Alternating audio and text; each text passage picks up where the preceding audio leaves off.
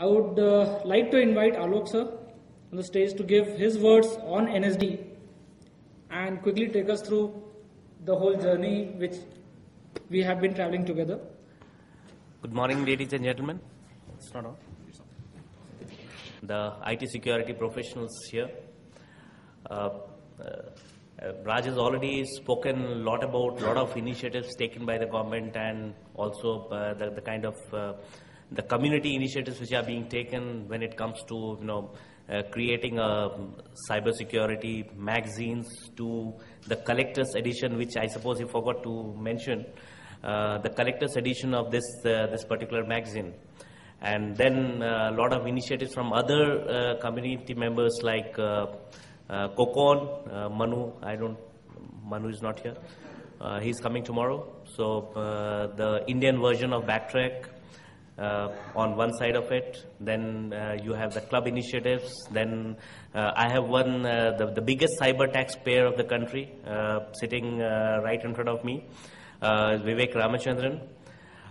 See, the question is why this actually Rohit Srivastava has already mentioned about this cyber tax and all. My memory goes back to 2007, 2008 when I attended the first conference as director from NTRO. That was OWASP conference. Dhruv was here sometime. Dhruv Soy? No, I think he was there. I saw him. Okay. So Dhruv was the one who organized OWASP India in Delhi. And that was the time when I first met a lot of security researchers. We went into a room, a secluded room, a conference room. And then I just spoke about it. I did not have the clearance from my seniors or the so-called bureaucracy to speak all those things. But I took them on the side and I said that we need you guys. How do you help? That was my question, the first question. And the prompt answer was, yes, we are available. What should I do? Now, I was not prepared for the answer actually. I only expected to raise a question without expecting any answer back. When I got the answer back, I didn't know how to react. So I said, okay, fine. You guys are being paid, very heavy amount by various companies. And government is a poor government and, poor from the sense of paying salaries. So by any chance, I'll not be able to take you in. So in that case, how do you help? The prompt reply was, tell us, we are available. We don't need money. Now, this was a shocker for me because you don't expect somebody to work without money. But here was a community which was ready to even help without money. So I said, okay, fine. Then I thought again what to say, what not to say. I said that, okay, all you IT professionals, give me your 1 hour time, 1 hour IT time to me, and I will add it to the national cyber security building process. And it was just a kind of a shot which I just gave without even realizing what the consequences are going to be. So that was the start of this entire initiative when I thought that something has to be done, so it has to be done. You will not believe on the very second day I received around 700 emails. People, in fact, the attendance was almost around 200, 250 guys. And the community which I addressed at that time in a secluded place was around 40, 45 Indian hackers. And the response which I got was 700 mails. So that means within those 24 hours, these 40 actually multiplied, so many times, and it converted to 700. And all of them asked the similar question. I am ready to devote my 1 hour of IT time. Tell us how to do it. I had no answer to it. And ever since then, I started working in this direction to provide a platform wherein anyone can contribute. Any fellow Indian can contribute into that and ensure that the oldest country in the history of the world, the India, and we have so proud history supporting us. And as the minister also said, we can't be complacent about our security. So we have to take some actions, and very timely actions, so that we don't fall in the same bracket as we are in terms of the conventional security what we talk about. Cyber is a very asymmetric game. and nothing is required except for a computer and a internet connection and a good brain to be very, very active and proactive in this particular domain. So that was the time when we started interacting. Now, after 5 years, after 4 years, in fact, I'm very happy to note that the 5 major international security conferences which happen in India, they are all sitting under this roof today. Normally, if you look at it in the traditional sense, they are all competitors to each other. Each one of them should be saying that, okay, my shirt is whiter than yours. But here, there is a scenario in this country wherein all these 5 groups are sitting together and helping back to back the other organizer to ensure that the conference goes off well and it develops year after year.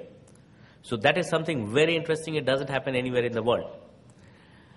Second thing, again, when I met Vivek in Vegas during Black Hat, there were very few Indians there. So we became, very quickly we became friends. And I asked him that, see, you give such high value trainings to all these Firangs and outsiders. Why don't you do it in the country? He said, sir, I'm very disturbed with this government setup, tendering, vending and all those kind of things. And I'm not very comfortable with it. So I promptly replied, yes, you will not face any kind of tendering in our setup. I mean, no tendering. So he was a little surprised and quizzed that how is it possible that there is no tendering? I said, yes, we will not pay you any money, so there is no tendering. We'll come and do it free of cost. And you will not believe this guy turns around and tells me, okay, I'm here, tell me.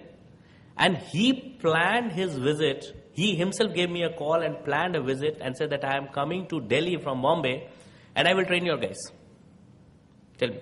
I quickly collected all my people, whosoever I found, wherever I found, all my engineers who are there in my organization, put them all together. And from 7 o'clock to 11 o'clock night, alone he was able to take the entire session and some cutting edge sessions with my officers for 2 days. Thanks, Vivek, again. I'm acknowledging it in person because I can't pay you money for that. So why I said is the biggest cyber taxpayer is because his charges are huge. When he goes for international conferences, $600 per delegate per day. So 35 officers are of mine. So 35 into 600 into 2. So that is the cost he has paid to the government as cyber tax. So that's one. Second, not to forget about Malcon and ISEC initiative, the NSD initiative. See, the question is, today we have a system of impaneling companies, or certain certain companies saying that, okay, these guys are good pen testers, you get your site audited as a part of the mandatory audit. We are all from the security industry. Tell me how much time do you stay in a particular company and for how long? Your turnout ratio is something to the tune of maybe 1.5 years maximum. After that, you change your company. You are a good security professional. You are a very good pen tester. X1 is a very good pen tester. He joins a company known as Y1. He gets that Y1 company impaneled as a impaneled pen tester. And he starts taking a lot of assignments here and there for doing it. Now, what happens if that X1 moves to a company known as Y2? What happens to Y1? Y1 still remains an impaneled company, an impaneled company to be capable of auditing certain things. However, he has already lost the person who was actually doing pen testing for him. And now company Y2 gets impaneled. So what is happening at the end of the day is, a lot of companies are getting impaneled. The security researchers are common. So we thought of an alternate to it by identifying a registry of database wherein you identify and rate an individual rather than rating a company. There are a lot of agencies which are rating companies. There are a lot of agencies which have got a benchmarking method by which they can benchmark who is good and who is bad. But the true fact today is that cyber is such a kind of a field wherein individuals are important and not companies alone. Yes, companies are the place wherein you can house them together, but definitely companies are not the one who should be impaneled. What has to be registered is probably individuals. With that initiative, I think NSD will go a long way. We supported it through and through because we are going to be definite users of that particular database. because we have been mandated to take care of all the protection of national critical information infrastructure in the country as per Section 70A of IT Act. When it comes to that, we could be technically very bright. We could technically test a lot of systems. But the kind of expanse of information system in the country today it's just not funny. The kind of thing which is required is we all talk in loud forums about people, process, technology, and all those kind of stuffs. But the true part is the people who understand the process do not understand the technology, and vice versa. So that kind of a scenario, in order to avoid that, we needed a kind of a credible database which can take care of these problems to some extent. At the end of the day, it's the people who are handling the stuff at the ground level are the one who are going to create the difference. So we have to take a lot of steps forward, and from 2008 to 2009 onward, actually, why you find so many people from the government sector attending such kind of a conference is it's self-evident that we are pretty serious about this entire episode. We are not only talking about protecting our information infrastructure, but we are also talking about creating a kind of a deterrence in this field, because one does not engage his enemy straight on a frontal battle if the enemy is perceived to have little strength. So we need to have a kind of a strength in this particular domain, what we call it offensive defense. We will never be the one who would strike first, but at the same time, we cannot be complacent about having that strength to strike back. So this is something I'm very openly admitting. Normally these kind of things are not admitted in open, but why I'm admitting it? Because you guys are the future warriors. You have to fight the battle along with us. You have to protect your nation. I have been saying all through that every individual, every Indian is a patriot in its sense. Some get an opportunity to prove that, some don't get. So here is a forum, NSD or ISEC initiative, which is going to give you a kind of a place where you can not only prove your patriotism and love for your country, but also contribute to a great deal in protecting this entire cyberspace. I give it a name for it, and it's a stolen name. It's not my original name. What we have in a lot of places is known as neighborhood watch scheme. So I call all the security professionals as sonar boys who are floating in the ocean somewhere, and they are the one who pick up the signals from somewhere and pass it on to the shore that there is going to be a high tide, or there is going to be some disturbance in the sea, and those kind of information. So the information security professionals who are sitting right now, and many more who have not been able to make to this kind of conference, they are the ones who have to act as a sonar boys, because we in government, I'm admitting to you straight on, we will not be able to cope up with the technology, the pace at which it moves. We will not be in a position to do it, whatever may try, because as Rohit has already given me the name Director Bureaucracy, it's not very easy to break those barriers and come to such kind of a conference.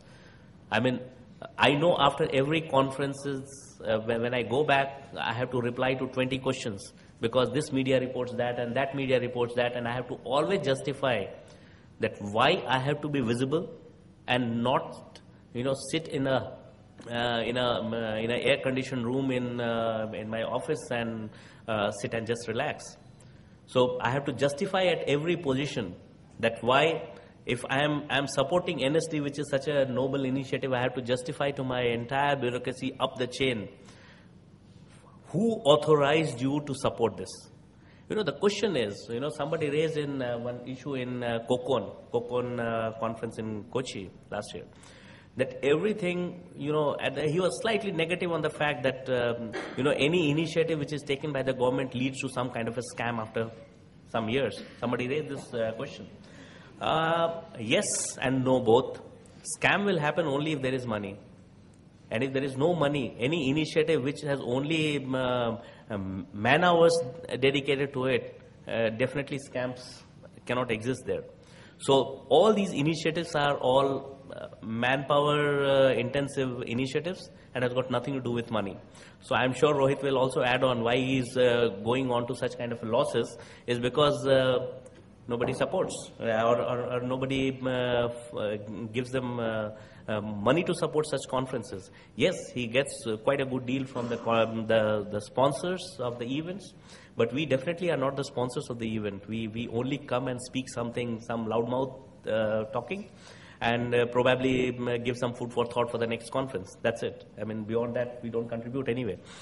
Good initiative. I mean, from all the quarters, I thank Rohit for organizing this ClubHack event, and Vivek. I'm again, in fact, just sitting for 5 minutes with him. He has again committed his some time in January next year for our officers, again free of cost. So that's one. I'm qualifying it because whatever I commit here, he has to honor that, tomorrow. So he can't ask me for money. That's one part. Malcolm, Rajshekhar here, Murthy is here. Then Dhruv has just entered somewhere and again went back. Dinesh is there. So all known fellows. Asim was there. I just saw Asim somewhere. All have gone out. Okay, so they have got fed up of my lectures all through, speaking all these motivating. Ajit is here from Null. Then Muslim is here. Many of them, I mean, they're all known faces. The good thing is that why I'm naming all these names is because they all belong to different communities, yet they come together to host an event, and this is something very surprising and very, very interesting. I wish you all the best. And I'll keep supporting till the time I'm thrown out by the government for being so loud. Let's see how much I can survive in the government and how long. But definitely I'll keep doing all these kind of things because I feel that if you want to take the nerve of the field, you have to go to the field. You can't sit in isolation and try doing all these cybersecurity protection and all that. People, in fact, I think I don't want to get long on this. I'll just put an anecdote why I need to be visible. And what I have been actually justifying to my bosses is people have implemented a lot of honeypot projects, honeynet, honeypot project. What is the concept? The concept is that you put honey somewhere and provide a net so that people can come to the honey and then catch them. That precisely, I have never implemented. Dinesh is there. He's the honeynet chapter head there. So he would know it better. But the thing is that how do you target an individual? How do you leave your malwares? How will you give your malwares to me? How do I get your malwares? How do I know that an attack is taking place? How do I start an investigation? For that I need to get attacked. Fine. So if I have to get attacked, what is a hacker's way of identifying a target? The first thing is go to Google, find out. I mean, if you are looking at National Security Advisor, just type National Security Advisor and try to find out whose all email IDs exist. Then pick up that email ID, send a social engineer mail and wait till you pawn him. So that's the way how you do it. So what is the best way to identify a threat vector? Anyone who types National Security. So that's the way. So I keep justifying to my bosses that yes, I have to be visible and probably I have to be more visible in future. And I'll continue doing that. Don't worry, you keep continuing with all your good security researches. And so far as Director Bureaucracy is concerned, I will take care of the bureaucracy. Don't worry. Thank you, Rohit. Thanks. Very nice to see how a technical guy is not doing technical work in the government. Many of you might not know him personally, but I know this guy has a lot of technical skill himself, but always busy in fighting the bureaucratic fight.